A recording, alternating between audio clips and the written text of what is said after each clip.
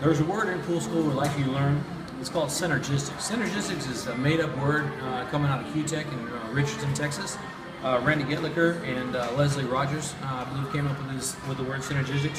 What Centergistics represents is, if there was a cue ball, right, we have to have a basis for comparison. The basis for comparison of a cue ball means that if we can find center ball and we understand where center ball is, from the bottom of the table to the top of the table, then we know where top is and where we know where bottom is.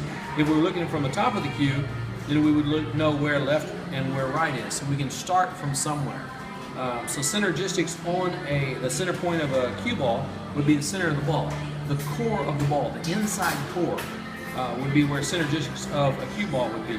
On a pool table, it might be the center line from left to right, or it could be the center of the table back and forth, and that center is the center of the table. If I know how to shoot a ball and make my cue ball come back to the center, then I can figure out how to shoot it softer and make it stop on this side, or shoot a little bit harder and make it stop over here. If I know how to get my cue ball to pocket a ball and come back to center, then I also know how to get my cue ball to stop short or to go ahead and continue and go long. Okay? So Centergistics is basically a term that we'll use throughout pool school when talking about different reference points or a starting point for a reference. Centergistics.